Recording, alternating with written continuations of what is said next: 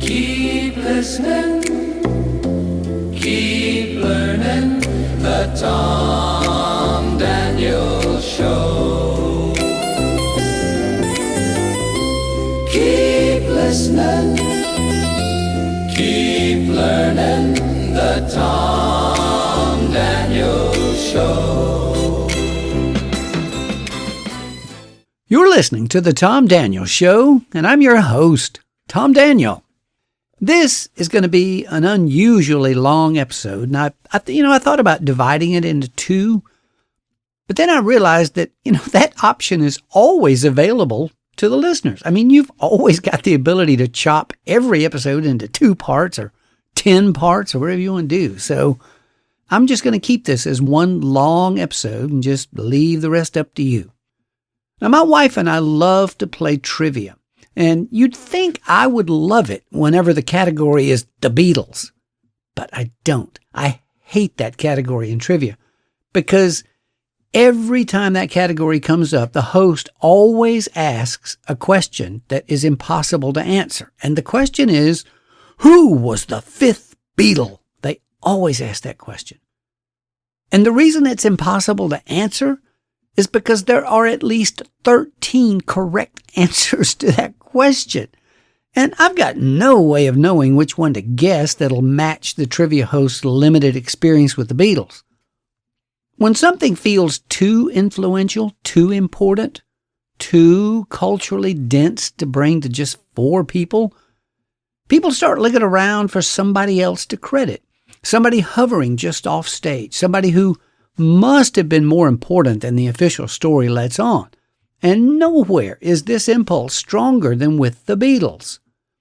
Over the decades, fans, journalists, insiders, and even the band themselves have repeatedly crowned different people as the fifth Beatle. Not metaphorically or casually, but seriously. And the strange part is that all of them are the right answer. So today I want to talk about why we keep needing a fifth Beatle, and what that title actually means, and what each of these people truly contributed to the most influential band of all time. The Beatles weren't just a band. They were a system.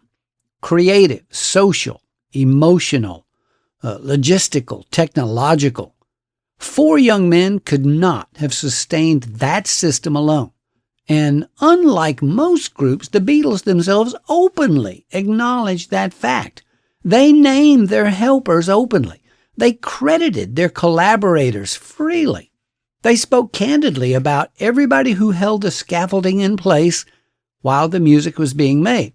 So when fans started asking who's the fifth Beatle, they weren't asking a silly question. They were asking who made this possible without standing there on stage at a microphone. So here are the 13 contenders for the title of the fifth Beatle. Not in, a kind of a particular order, but not exactly. So number 1, George Martin, their producer.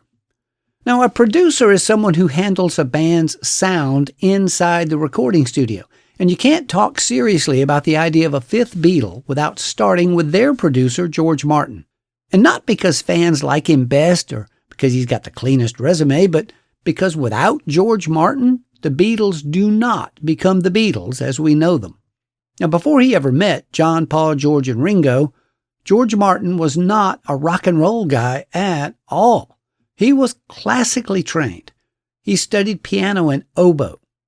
He worked in orchestration, comedy records, and novelty recordings, which are things that required precision, timing, and an almost architectural sense of sound. In other words, he was trained to build music, not play it. And when the Beatles walked into the studios of EMI in London in 1962, they were not polished. They were sharp, funny, cocky, musically uneven, and absolutely convinced they were right about everything.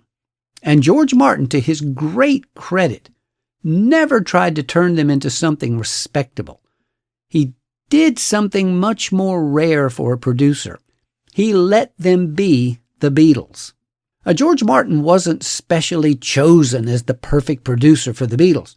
He just simply happened to be the in-house producer at EMI's Parlophone label, which was the only division willing to take a chance on the Beatles after multiple rejections from other labels. Ironically, because Parlophone was considered a low-prestige label focused on comedy and novelty, George Martin had more freedom than other EMI producers. And that creative latitude turned an accidental assignment into one of the most important pairings in music history. Now, one of the most interesting things about George Martin is that he had the authority to say no, and often did, but he also had the imagination to say, what if? When Paul McCartney came into the studio humming one day, George Martin didn't ignore it or laugh it off.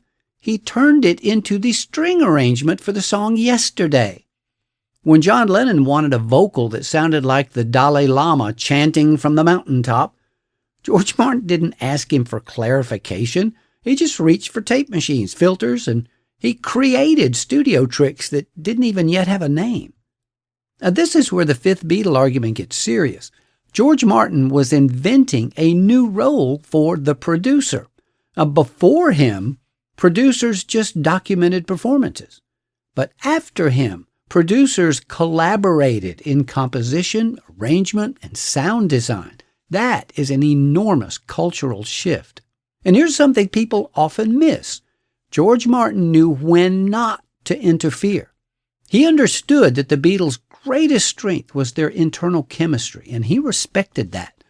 But when their ideas exceeded their technical knowledge, he became the bridge, not the boss, not the dictator, but the interpreter. If you strip away George Martin, you don't just lose polish, you lose entire songs. Eleanor Rigby, without its string octet, is totally different. Strawberry Fields, without spliced takes and orchestral haze, is a different psychological experience. And the Sgt. Pepper album without George Martin is not even an album. It's just a collection of half-baked ideas. George Martin didn't write any songs or perform on any stage, but he heard what the Beatles were trying to become before they even fully knew themselves. Number 2, Brian Epstein, the manager. If George Martin was the man who helped the Beatles sound like themselves, then Brian Epstein was the man who made it possible for anyone to hear them in the first place. Brian Epstein was not a musician. He was not a producer.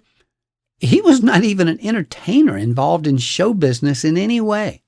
He managed the record department of his family's department store in Liverpool.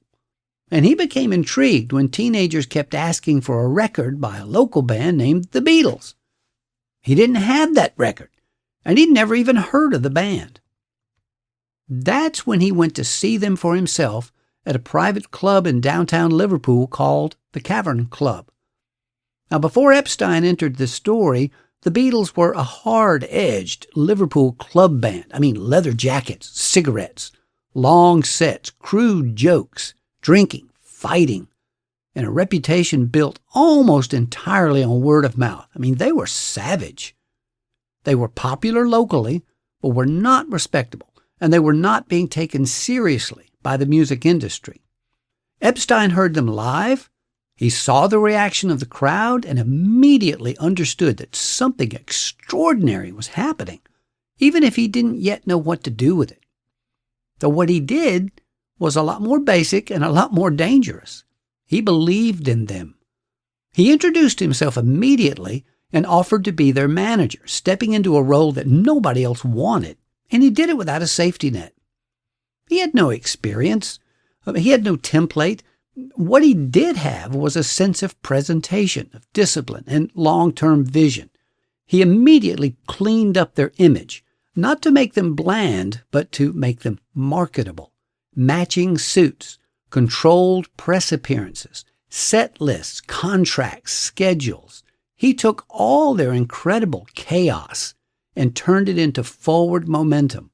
And crucially, he created a protective barrier around the band. Now, this is something fans often underestimate.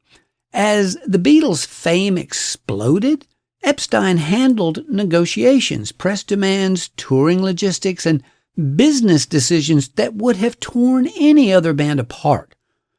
While George Martin was inside the studio helping them experiment, Brian Epstein was outside the studio keeping the machinery from crushing them.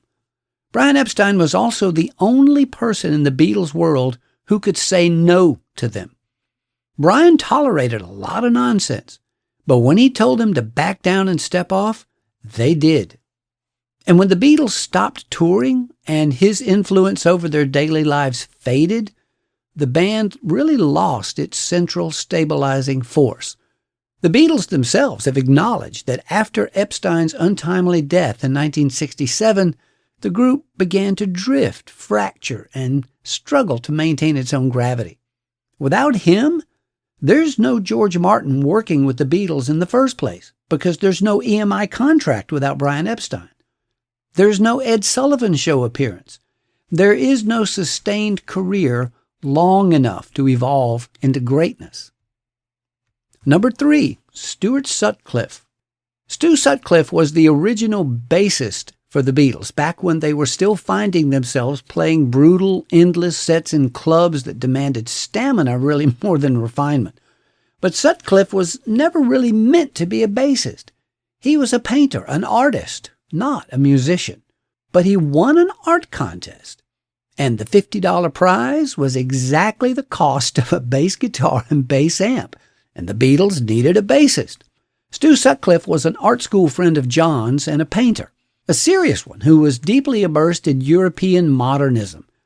He dressed differently, he thought differently, and carried himself differently than the others. Even in photographs, you can spot Stu Sutcliffe immediately. He looks like somebody from another world. He introduced them to new ways of thinking about image, identity, and seriousness. But he was not a very good musician. Sutcliffe struggled on bass, and the band knew it. But they kept him anyway, because having a bad bass player is better than having no bass player. Stu fell in love with a German photographer, Astrid Kircher, that they met in Hamburg. Now, through her, Stu Sutcliffe was the first Beatle to wear what became the Beatle haircut, that mop-top hairstyle. Astrid cut Stu's hair in a straight, forward-falling style that was common among German students at the time, but virtually unheard of in Britain. The other Beatles laughed at him. They mocked the look. And within a year, they all had adopted it. So while Astrid didn't invent the haircut, Stu was the first Beatle to wear it, and his relationship with Astrid is the direct reason the mop-top haircut entered the Beatles' visual identity at all. And then he quit the band to stay in Hamburg with Astrid and pursue painting. And not long afterward, he died tragically young at just 21 years old from a brain hemorrhage. And something in the Beatles changed after that.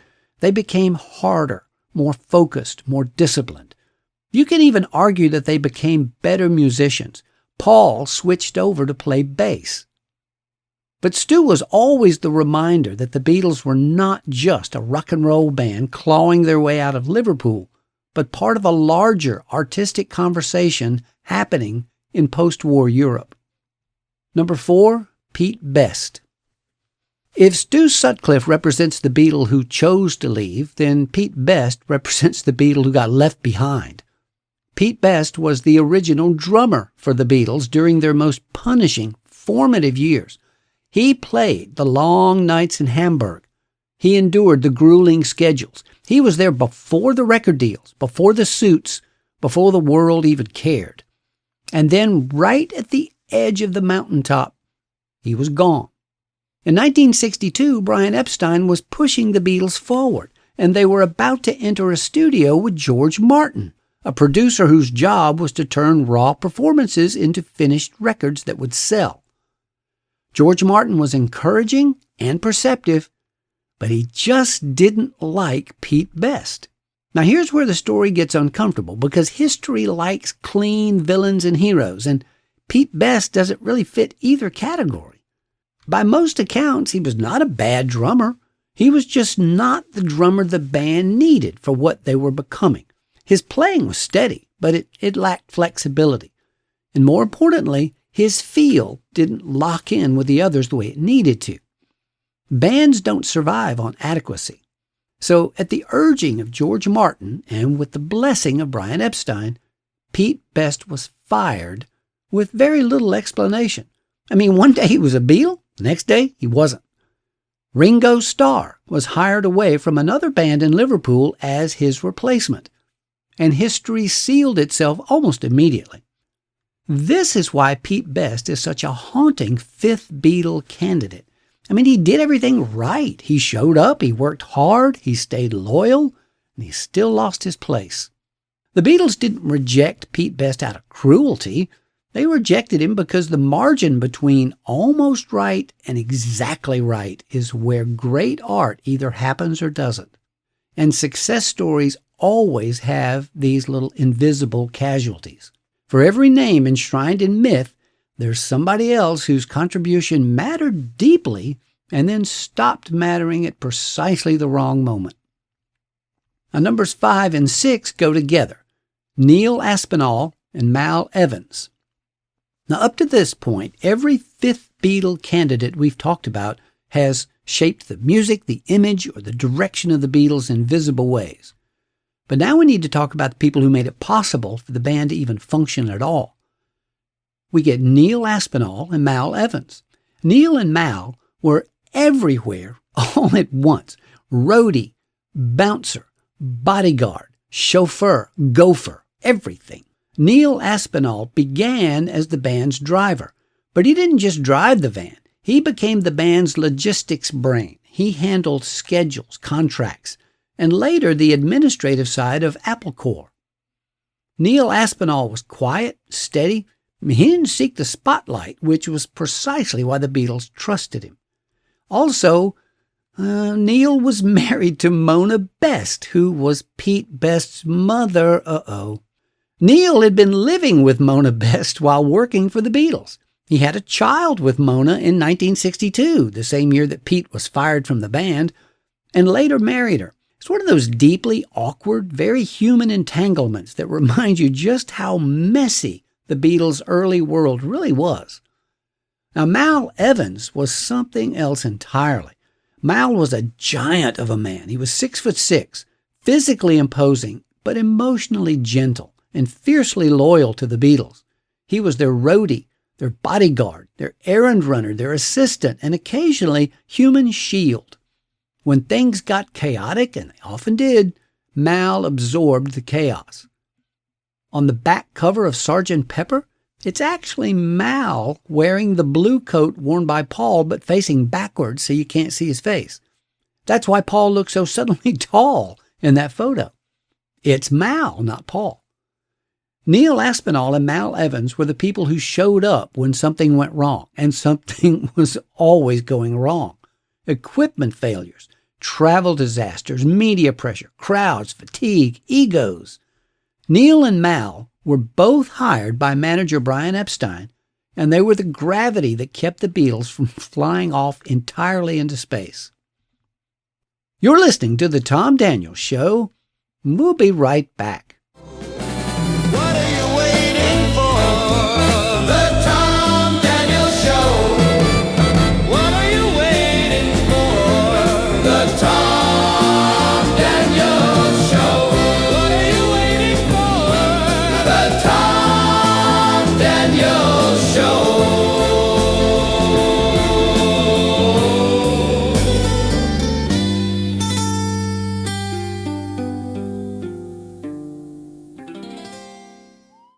Welcome back to the Tom Daniels Show, and I think I might have some new candidates for Fifth Beatle named Mary Mac, because Mary Mac is the world's most perfect band. And we've been talking about all the people who were named as the Fifth Beatle, and now we get to number 7, Derek Taylor. Derek Taylor was not a musician. He didn't manage the band. He didn't produce records or haul equipment, but he was the publicist for the Beatles. And as their publicist, he decided how the world saw and understood the Beatles, and more importantly, how seriously people took them. Derek Taylor was a journalist, which is crucial. He wasn't a hype man by instinct. He was a serious writer who understood tone, metaphor, cadence, and restraint. He didn't try to sell the Beatles as teen idols or disposable pop sensations. Instead, he framed them as intelligent, witty, culturally alert young men whose work deserved adult attention. That sounds so obvious now. It wasn't back then. In the early 60s, pop music was never discussed as art. It was only entertainment or a novelty at best. Serious artists despised being liked. They believed that any significant art would never be liked, and therefore anything that's liked can never be significant art. Derek Taylor changed all of that by changing the language around the Beatles. His press releases read less like publicity and more like essays. He gave journalists and critics permission to treat them seriously, and that's when the cultural conversation shifted. Albums were reviewed as statements. Lyrics were interpreted. Studio experimentation was praised instead of dismissed as indulgence. Derek Taylor gave the Beatles the language to be considered as serious, significant artists who were also well-liked.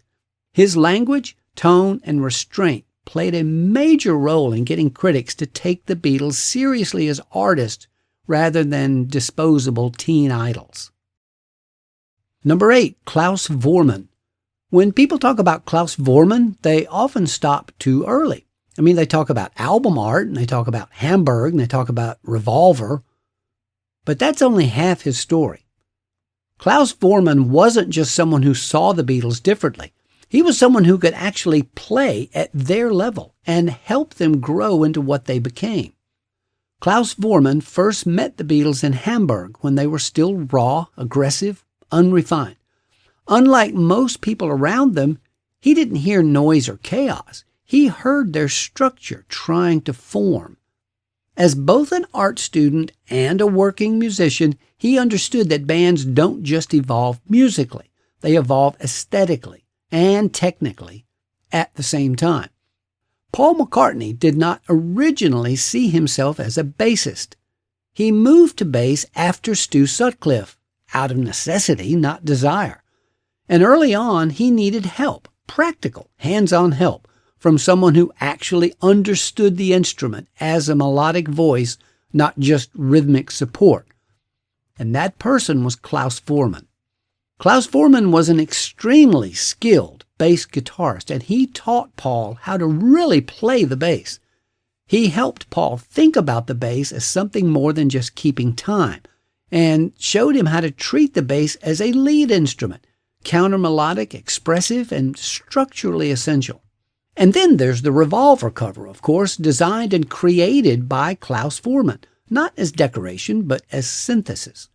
By the time Voormann designed it, he wasn't an outsider interpreting the Beatles. He was an insider expressing what the band already was. And for that album cover, he received a Grammy. As the years went on and the band began to fracture, Klaus Voormann didn't just remain a friend, he became a player. The band trusted his musicianship, they trusted his taste, and they trusted his discretion.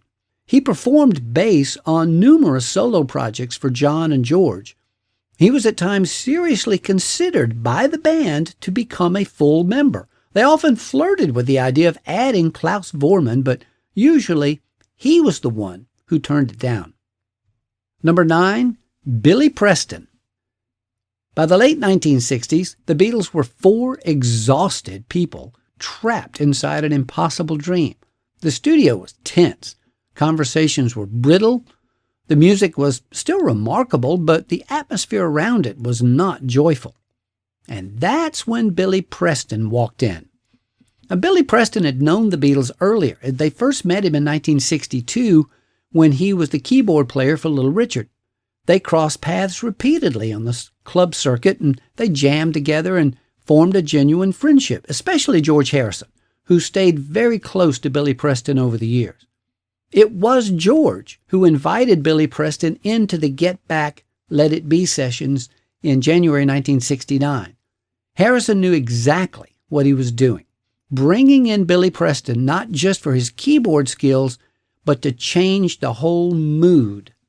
Once Billy Preston arrived, everything improved almost immediately. I mean, his presence became transformative as he arrived as relief.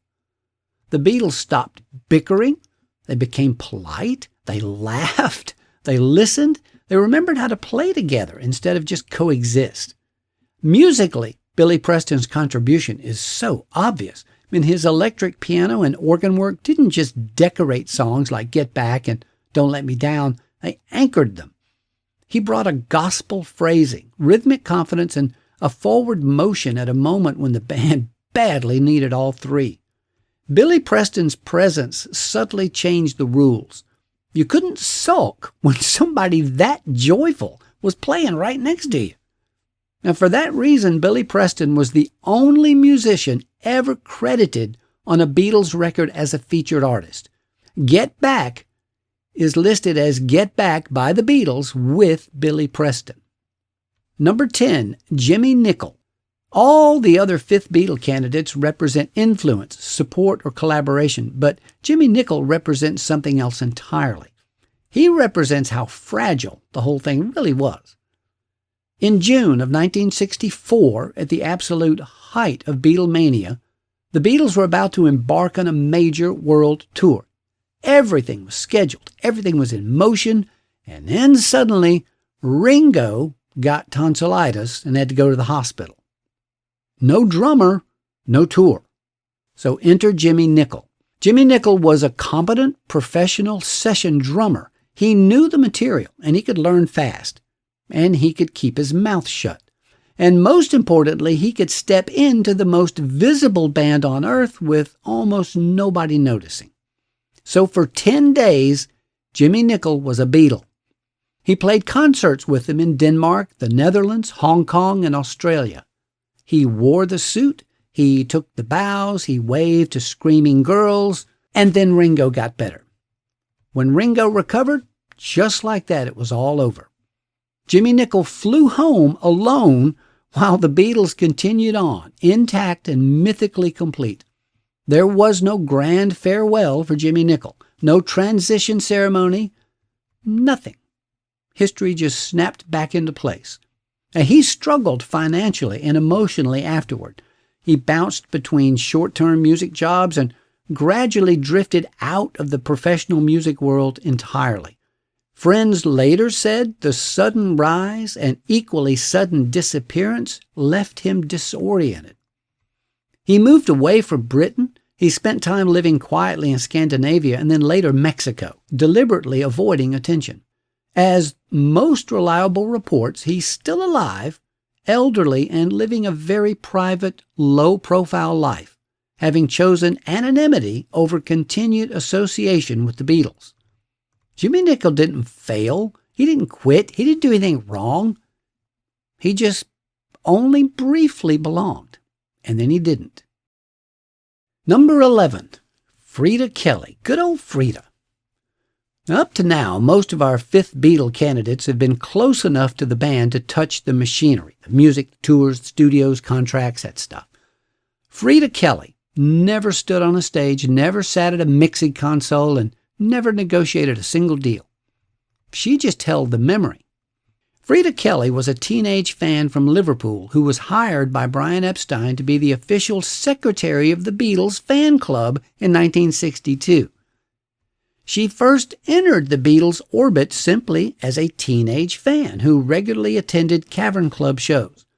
Epstein noticed her reliability and calm temperament and initially hired her in 1961 as a part-time assistant at his record store.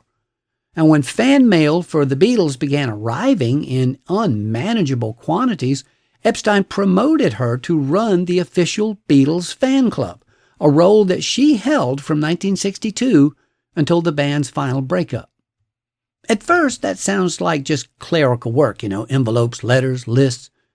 But the Beatles fan club wasn't a marketing department. It was a living, breathing community at a time when fame still depended on personal contact. Freda Kelly answered thousands upon thousands of letters, individually, thoughtfully. She remembered people's names. She protected their privacy.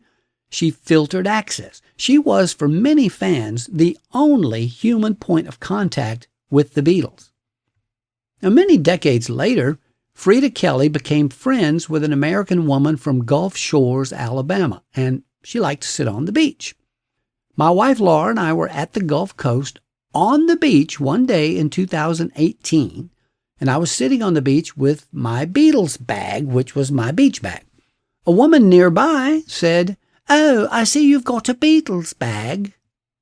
And flippantly, I replied, "Oh, I see you've got a Liverpool accent." And she said, "Well, yes, I was the secretary for the Beatles." I said, "You have my attention."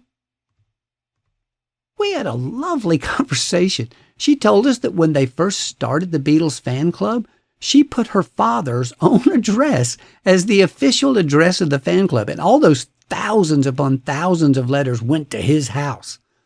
At one point, my wife asked if she'd ever kissed any of the Beatles, and Frida said, "Well, yes, of course." And when my wife asked which one was the best kisser, Frida said, "Oh, I could never give that away." That's why the Beatles called her good old Frida. They trusted her with information they didn't want exploited. They trusted her not to leak, exaggerate, or monetize her access. She knew things, personal things, things that could have been sold, spun, or weaponized in the tabloid economy that followed them everywhere. But she didn't do that. There's a reason she stayed in that role even as the Beatles became impossibly famous. And there's a reason she walked away quietly when it ended. She never tried to leverage her proximity into celebrity. She didn't write exposés. She didn't cash in. For decades, she's just simply lived her life, carrying the history without ever exploiting it. Number 12, Eric Clapton. At first glance, Eric Clapton seems like an odd entry in the Fifth Beatle conversation. He was never a member of the Beatles. He never toured with them. He never appeared on an album cover. But yet his name keeps popping up. Eric Clapton entered the Beatles story at a moment when their internal chemistry was under strain. The band was no longer just a creative unit. They were an emotional pressure cooker. Personal relationships, artistic jealousy, and unspoken resentments were beginning to surface. Eric Clapton was close friends with George Harrison. Harrison respected Clapton not just as a guitarist, but as a musician with discipline, seriousness, and blues chops, things George increasingly valued as he grew out of the band's early hierarchy. When Clapton was invited to play lead guitar on While My Guitar Gently Weeps, something unusual happened. The Beatles behaved differently with him in the studio. They listened. They played more intentionally. They argued less. And this kind of predates something that we would see later with Billy Preston, but the effect is distinct. Clapton didn't bring joy into the studio. He brought gravity.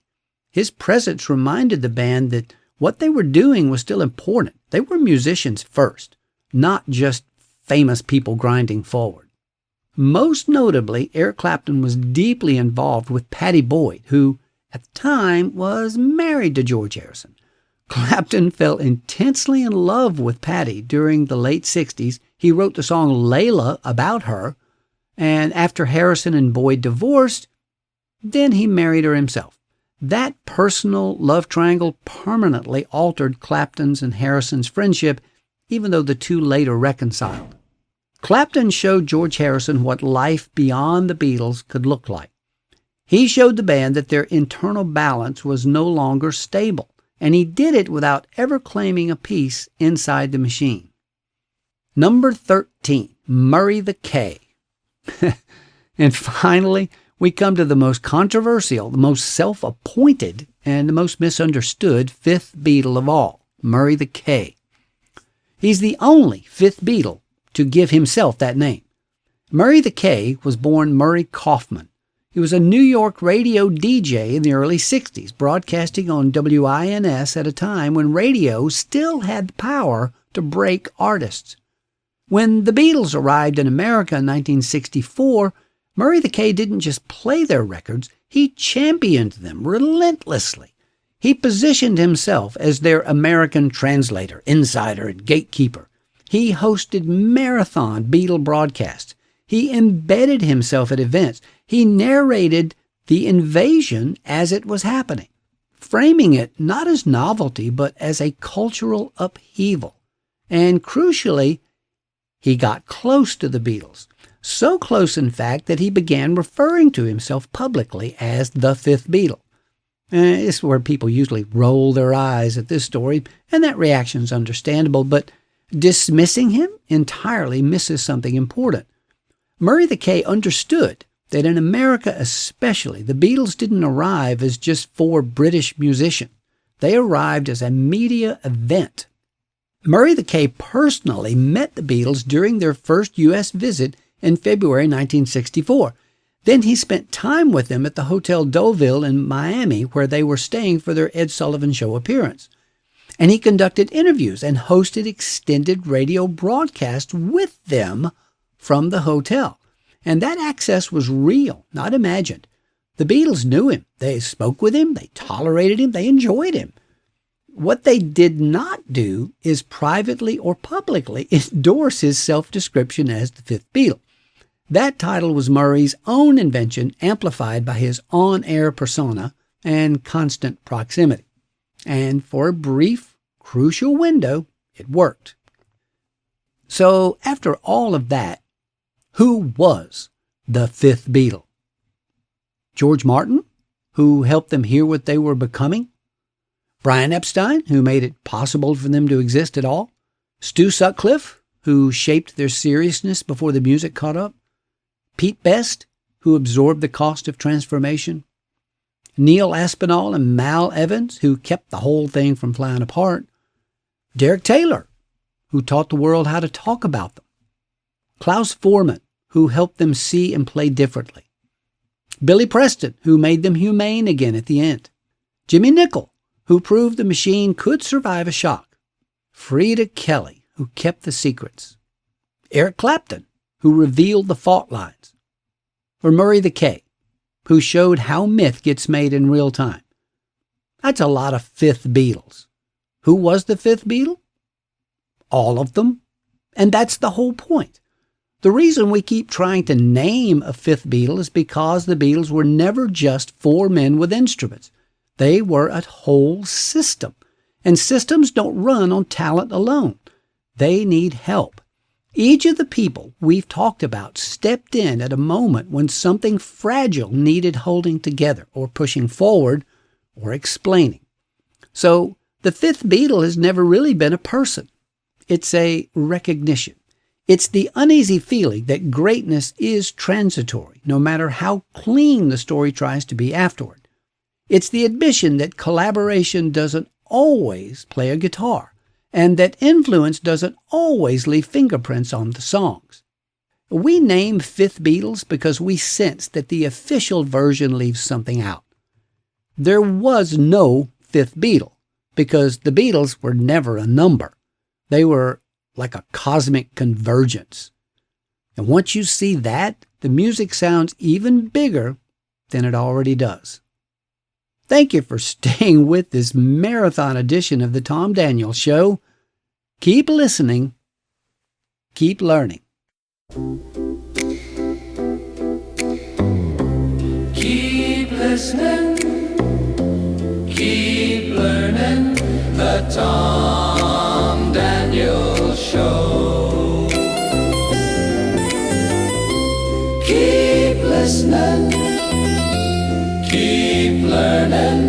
The Tom Daniel Show.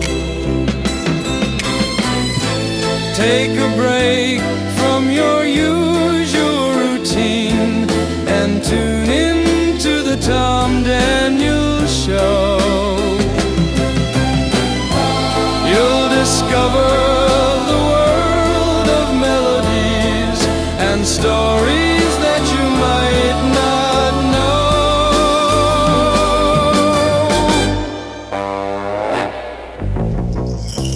Keep listening, keep learning, the Tom Daniel Show. listening, keep learning the Tom